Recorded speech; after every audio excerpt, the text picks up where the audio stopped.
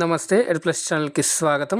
మీరందరూ హెల్తీగా ఉండాలని కోరుకుంటూ TG TET June 2026 social studies సామాజిక అధ్యయన్ హిందీ మీడియంలో కంటెంట్ అండ్ మెథడాలజీ అందిస్తూ ప్రాక్టీస్ సెట్ 6కి స్వాగతం సుస్వాగతం.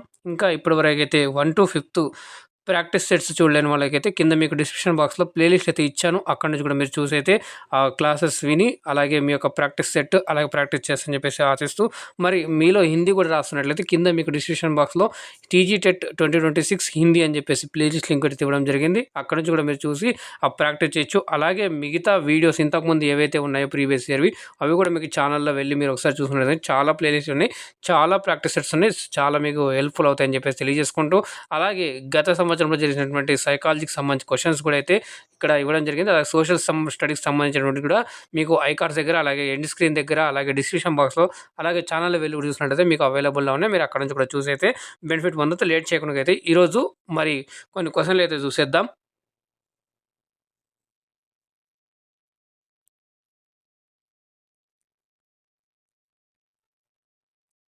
రైట్, ఇక్కడ చూడండి. What are the imaginary lines on map joining places of equal elevation above sea level called? Option A latitudes, B contour lines, C longitudes, D isobars. ఇక్కడ హిందీలో question చూసినట్లయితే కనుక మనకి मानचित्रों में समान ऊंचाई वाले स्थानों को मिलाने वाली काल्पनिक रेखाओं को क्या कहा जाता है?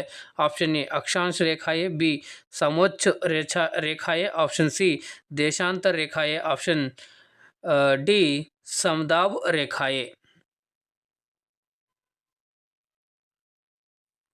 మరి ఇక్కడ సరైన సమాధానం మనం చూసినట్లయితే కనుక ఆప్షన్ ఇక్కడ B is the right answer for this answer అండి, ఫర్ దిస్ క్వశ్చన్. సమోచ్చ రేఖాయే అంటే కాంటూర్ లైన్స్ అంటాం, ఓకేనా. సో మనకు సీ లెవెల్ నుంచి రెండు మౌంటైన్స్ ఏవైతే ఉన్నాయో వాటి యొక్క చూపించడానికి అయితే మరి పటంలో మనకి ఇది కాంటూర్ లైన్స్ అనేటువంటి వాడతారు. ఇక్కడ option B is the right answer for this question. మరి రెండో క్వశ్చన్ కూడా చూద్దాం. Right, where is the distance between two longitudes maximum on the globe? At the poles, at the tropic of Cancer, at the equator, at the tropic of Capricorn. ఇక్కడ హిందీలో ప్రశ్న చూడండి. Globe पर दो देशांतर रेखाओं के बीच की दूरी कहाँ पर अधिकतम होती है? ध्रुवों पर, कर्क रेखा पर, सी भूमध्य रेखा पर, डी मकर रेखा पर. మరి ఇక్కడ సరైన సమాధానం ఆప్షన్ ఇక్కడ C is the right answer అండి. భూమధ్య రేఖ పర్ ఈక్వేటర్ దగ్గర మనకి ఎక్కువ డిస్టెన్స్ అనేటువంటి ఉంటుందన్నమాట. ఓకే, అప్రాక్సిమేట్గా చూసినట్లయితే 111 కిలోమీటర్ డిస్టెన్స్ అనేటువంటిది ఉంటుంది. నెక్స్ట్ ఇక్కడ మరి మూడో క్వశ్చన్ చూడండి. Which of the following is not a cardinal point of a map? Option A north east, B north, south, west.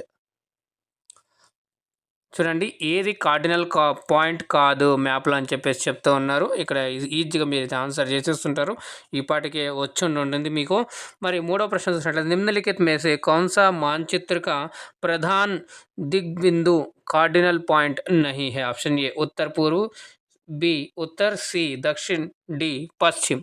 మరి ఇక్కడ మనం చూస్తున్నట్లయితే ఫస్ట్ ఇక్కడ మనం ఒకటి ఇలా మ్యాప్ అనుకోండి, ఇది మ్యాప్ అనుకుంటే ఓకేనా, ఇట్లాగా మనం 4 బాక్స్ చేసాం అనమాట. సపోజ్ ఇది మీరు ఇట్లా ఇది అంతా అనుకున్నా కూడా మనకి ఇక్కడ ఆసియా ఉంటుంది, ఇక్కడ ఇది ఉంటుంది, ఇది మనకి సౌత్ ఆఫ్రికా అట్లా ఉన్నా కూడా యూరోప్ ఇవన్నీ కంట్రీస్ ఉన్నా కూడా మ్యాప్ అనుకుంటే ఇది నార్త్, ఇది ఈస్ట్, ఇది సౌత్, ఇది వెస్ట్. కానీ మనకు కనిపించింది ఇక్కడ ఏమన్నాడు ఇది ఉత్తర పూర్వ అంటే ఇది ఈ పాయింట్ కార్డినల్ అంటే ఇది అనమాట, ఇది కార్డినల్ లైన్స్ అంటారు. సో ఇది కాదు కాబట్టి ఇక్కడ సరైన సమాధానం ఆప్షన్ ఏ ఉత్తర్ పూర్వ్ అనేటువంటిదే ఇక్కడ మనకి సరైన సమాధానం అవుతుంది. ఓకే, నెక్స్ట్ నాలుగో ప్రశ్న చూడండి.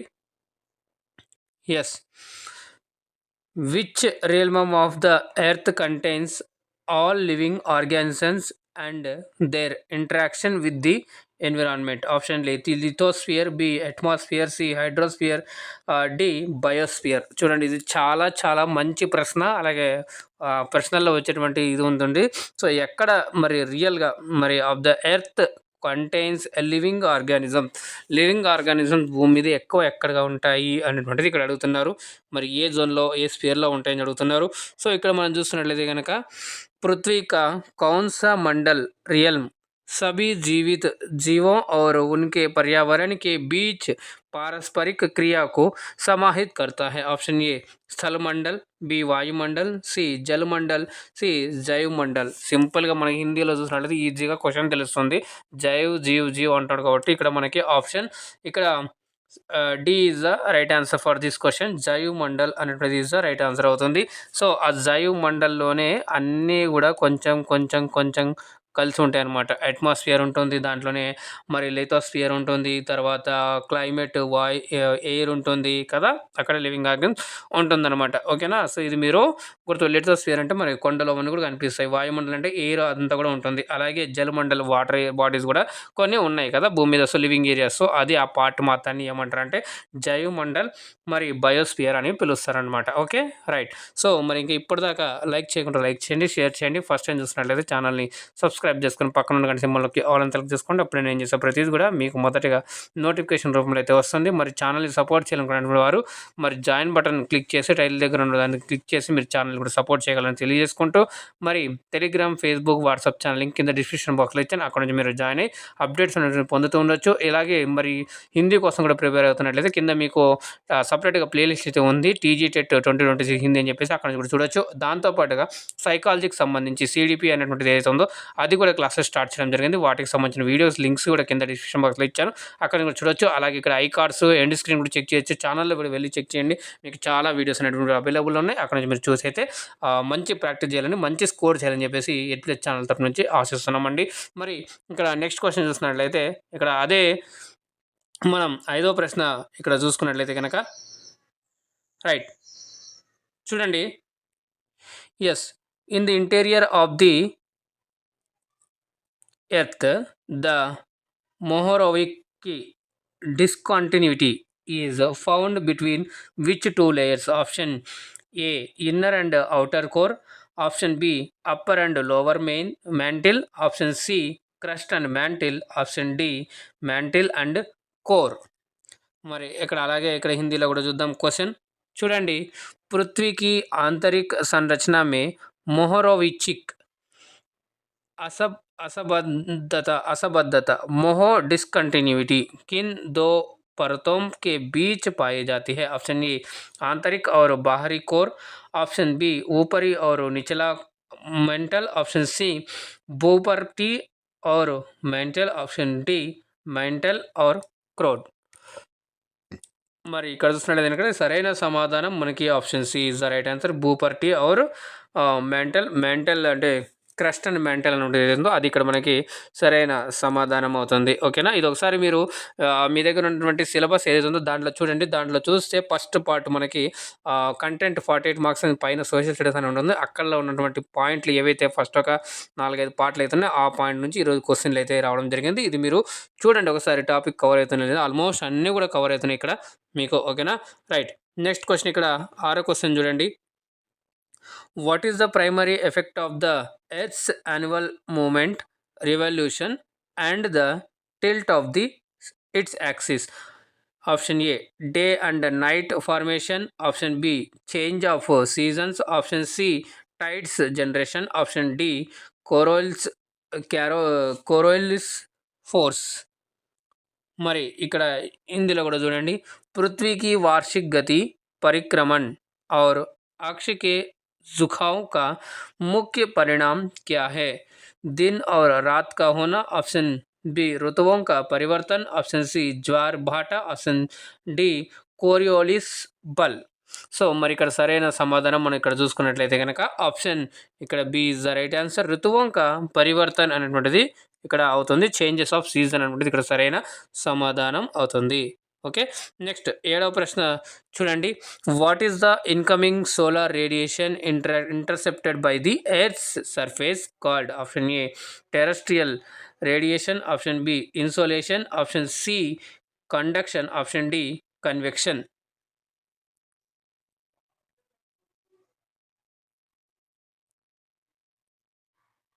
మరి ప్రశ్న మరొకసారి ఇక్కడ హిందీలో కూడా చూద్దాం. पृथ्वी की सतह द्वारा प्राप्त होने वाली सूर्य की आने वाली सौर ऊर्जा को क्या कहा जाता है? ऑप्शन ए पार्थिव विकिरण, ऑप्शन बी सूर्यताप आगमन और विकिरण, ऑप्शन సి చాలన, ఆప్షన్ డి సవాహన్. సో మరి ఇక్కడ చూస్తున్నట్లయితే కనుక సరైన సమాధానం ఆప్షన్ బి సూర్యతాప్ ఆగమన్ ఆర్ వికిరణ్ అన్నటువంటిది ఇక్కడ సరైన సమాధానం అవుతుంది.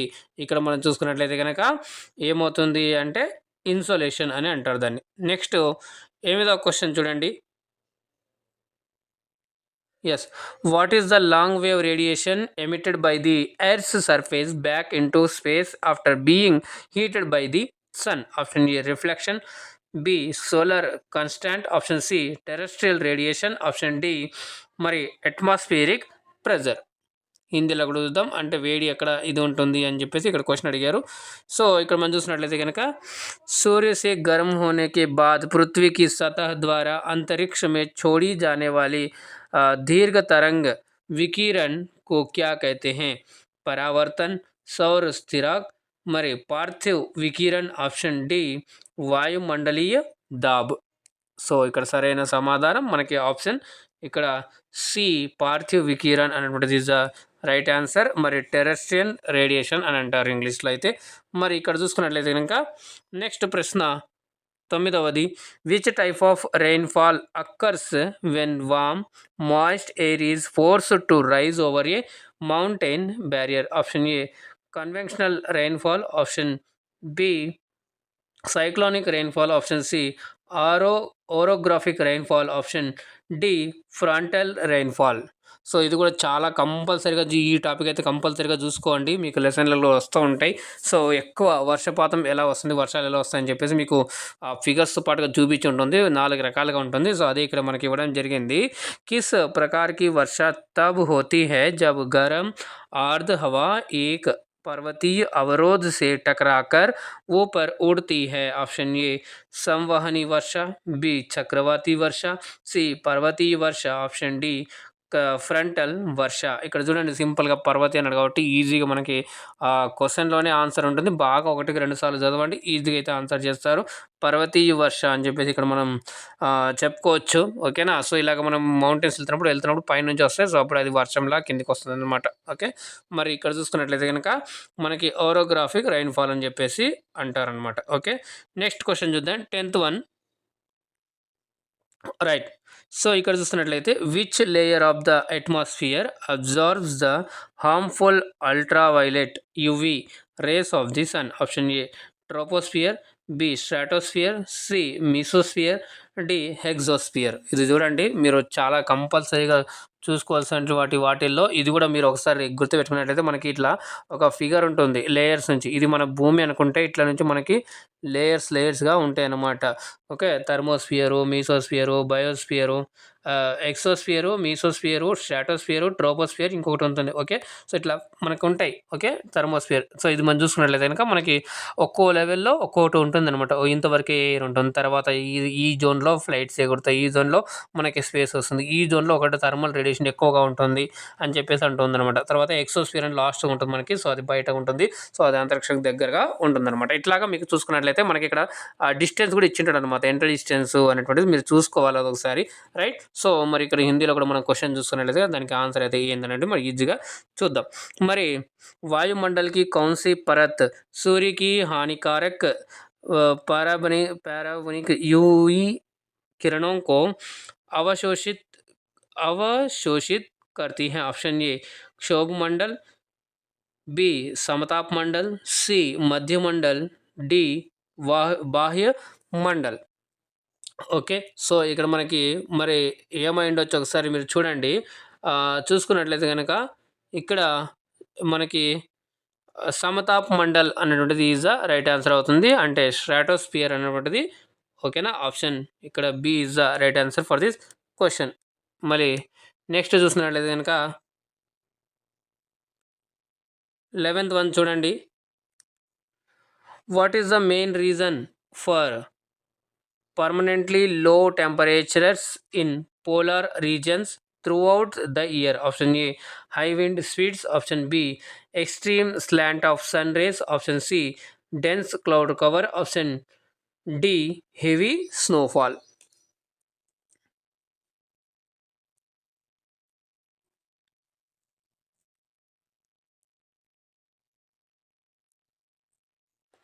సో మరి ఇక్కడ మనం చూసుకున్నట్లయితే కనుక చూడండి, హిందీలో క్వశ్చన్ చూసినట్లయితే ఈజీగా మనం చేస్తాం.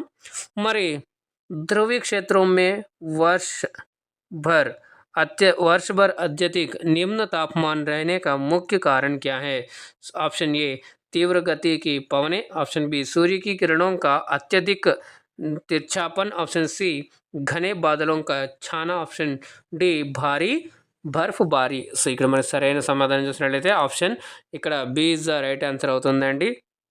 Okay, yes. మరి నెక్స్ట్ ప్రశ్న చూద్దాం. ఇక్కడ 12వ ప్రశ్న చూడండి. Which of the following is a primary element of climate? Option A, longitude. B, contour line. C, humidity and precipitation. Option D, mineral wealth. మరి ఇక్కడ क्वेश्चन చూడండి 12వది. निम्नलिखित में से कौन सा जलवायु का एक प्रमुख तत्व एलिमेंट ऑफ क्लाइमेट है? ऑप्शन ए, देशांतर. ऑप्शन बी, समोच्च रेखा. ऑप्शन सी, आर्द्रता और वर्षण. ऑप्शन डी, ఖనిజ్ సంపద. సో మనకి క్లైమేట్ గురించి మాట్లాడుతున్నారు కాబట్టి ఈజీగా ఆప్షన్ సిలో చూడొచ్చు, ఆర్ద్రత और వర్షన్ అనేటువంటిది ఇక్కడ మనకు సరైన సమాధానం అవుతుంది. అంటే హ్యూమిడిటీ, ప్రెసిపిటేషన్ అనేటువంటిది ఉంటుందన్నమాట. ఓకే, నెక్స్ట్ క్వశ్చన్ ఇక్కడ మనం చూసినట్లయితే కనుక 13వది. మరి what is the name of the strait that separates Europe from the continent of Africa? Option A, strait of Malacca. Option C, strait of Gibraltar. Option C, Bering strait. Option D, Palk straight.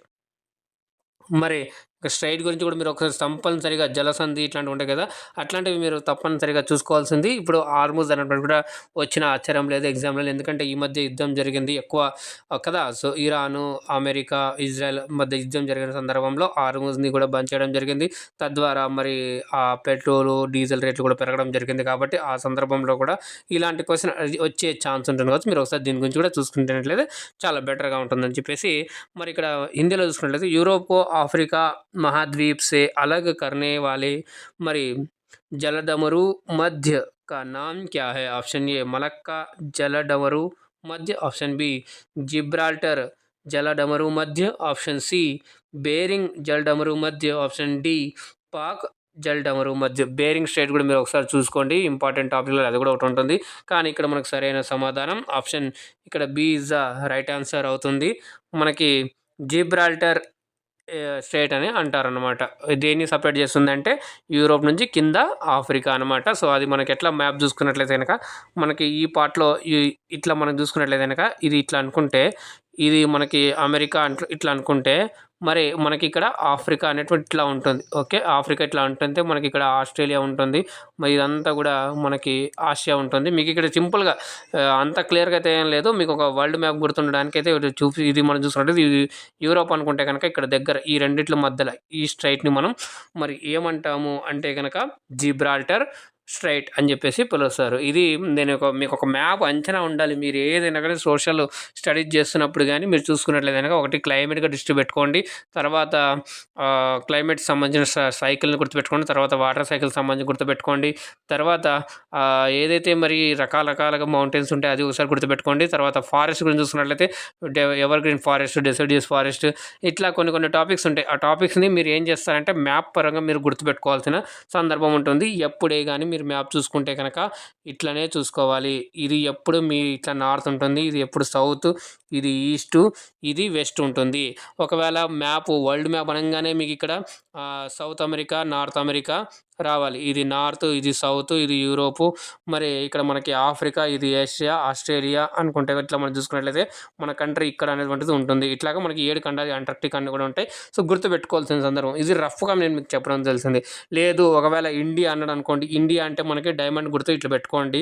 ఈ డైమండ్‌లోనే మనకి 4 వచ్చేస్తాయి. So, ఇక్కడ పశ్చిమ కనుమలుంటాయి, ఇది తూర్పు కనుమలుంటాయి. So, ఇక్కడ మనకి ఆంధ్రప్రదేశ్ ఈ ఏరియాలో ఉంటుంది. తెలంగాణ ఇక్కడ పార్ట్‌లో ఉంటుంది.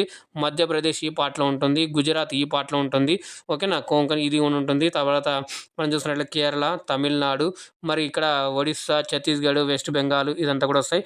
తర్వాత ఇట్లా గుర్తుపెట్టుకున్నట్లయితే గనుక మనకి ఇక్కడ మనకి రైట్. ఇట్లా మీరు గుర్తుపెట్టుకోవాలి. ఎప్పుడే గాని మనకి ఇక్కడ హిమాలయన్ ఇవి ఉంటాయనమాట. ఇట్లా మీరు గుర్తుపెట్టుకుంటే ఈజీగా అయితే మీరు ఈ నాలెడ్జ్‌తోనే ఈజీగా మంచి స్కోర్ సాధిస్తారండి. ఇలాగ మీరు చేసే ప్రయత్నం అయితే చేస్తారని చెప్పేసి ఇక్కడ మాత్రం మనకి option B is the right answer for this question. Next 14థ్ క్వెషన్ కూడా చూద్దాం. ఇక్కడ రైట్. 14th క్వెషన్ చూడండి. Africa's highest peak Mount Kilimanjaro is located in which country? Option A Kenya, B South Africa, D C Tanzania, option D Egypt.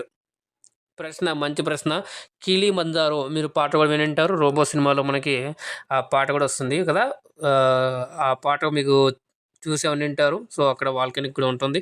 ఓకేనా. Right. So, ఇక్కడ మనం చూసినట్లయితే Africa की सबसे ऊंची चोटी माउंट किलिमंजारो किस देश में स्थित है? ऑप्शन ए केन्या, बी दक्षिण Africa, C Tanzania, option D మిస్ర్. అంటే ఇక్కడ మనకు సరైన సమాధానం ఇక్కడ C is the right answer అండి. తంజానియాలో అయితే ఉంటుంది. యెస్. సో, మరి నెక్స్ట్ 15వ క్వెషన్ చూద్దాం. రైట్. 15th వన్ చూడండి. Which river of Europe is considered most important for international trade and is also called the coal river? Option A Volga river, option B ఇక్కడ మీకు ఇంకొక option చూపించాలి. Yes ఇప్పుడు ఇప్పుడు ఇప్పుడు మీకు విజిబుల్గా ఉంటుంది. సి మరి Danube river, option D Thames river. మరి ప్రశ్న ఇంకొకసారి ఇక్కడ మనం హిందీలో కూడా చూద్దాం. यस यूरोप की कौन सी नदी अंतर्राष्ट्रीय व्यापार के लिए सबसे महत्वपूर्ण मानी जाती है और इसे कोयला नदी भी कहा जाता है? ऑप्शन ए वोल्गा नदी, बी राइन नदी, सी डेन्यूब नदी, ఆప్షన్ డి థేమ్స్ నది. సో, మరి ఇక్కడ చూస్తున్నట్లయితే ఇది చాలా మోస్ట్ ఇంపార్టెంట్. నదులలో కూడా మీరు చూసుకోవాలి. నదులు, పర్వతాలు. ఓకేనా. సో, ఇక్కడ చూస్తున్నట్లయితే ఆప్షన్ ఇక్కడ B is the right answer అవుతుంది. రాయిన్ నది అంటే రైన్ రివర్ అనేటువంటిది ఇది సరైన సమాధానం. సో, ఇక్కడికి మనం 15 క్వెషన్లు అయితే చేసుకోవడం జరిగింది. మరి ఇది మీకు ఎలా అనిపించిందో మరి ఇక్కడ మీరు కింద కామెంట్ రూపంలో తెలియజేయండి. మరి మీకు యూస్ఫుల్ అయిందని అనుకుంటున్నాను. వీడియో నచ్చిందని అనుకుంటున్నాను. లైక్ చేయండి, షేర్ చేయండి. ఫస్ట్ టైం చూస్తున్నట్లయితే ఛానల్ని సబ్స్క్రైబ్ చేసుకొని పక్కన ఉన్న సింబల్లోకి ఆల్ అని సెలెక్ట్ చేసుకోండి. అప్పుడే నేను చేసే ప్రతిదీ కూడా మీకు మొదటగా నోటిఫికేషన్ రూపంలో అయితే వస్తుంది. అలాగే ఛానల్ని సపోర్ట్ చేయాలనుకున్నటువంటి వారు టైటిల్ దగ్గర కనిపిస్తున్నటువంటి జాయిన్ బటన్ క్లిక్ చేసి ఛానల్ని సపోర్ట్ చేయగలరు. దాంతోపాటుగా మీకు కింద Telegram, Facebook, WhatsApp channel link కూడా ఇవ్వడం జరిగింది. అక్కడ నుంచి జాయిన్ అయ్యి మీరు అప్డేట్స్ అనేవి పొందుతూ ఉండొచ్చు. అలాగే మరి హిందీకి సంబంధించిన క్లాసెస్, సైకాలజీకి సంబంధించిన క్లాసెస్ కూడా స్టార్ట్ చేసుకోవడం జరిగింది. వాటికి సంబంధించిన వీడియో లింక్స్ కింద డిస్క్రిప్షన్ బాక్స్లో ఇవ్వడం జరిగింది. అలాగే ఇక్కడ ఐ కార్డ్ దగ్గర, ఎండ్ స్క్రీన్ దగ్గర మీకు కనిపిస్తాయి. అక్కడ నుంచి కూడా చూసి మీరు బెనిఫిట్ పొందొచ్చు. అలాగే ఛానల్లో వెళ్ళి చాలా ప్రాక్టీస్ సెట్స్ ఉన్నాయి. అన్నీ కూడా మీరు ప్రాక్టీస్ చేయవచ్చు. ప్రీవియస్ ఇయర్ కూడా మీకు ఉపయోగపడతాయని చెప్పేసి తెలియజేసుకుంటూ మీరు జాగ్రత్తగా ఉండండి, సురక్షితంగా ఉండండి. మళ్ళీ మరొక మంచి క్లాస్తో నెక్స్ట్ క్లాస్లో కలుద్దాం. అందాక ధన్యవాదాలు. జై హింద్.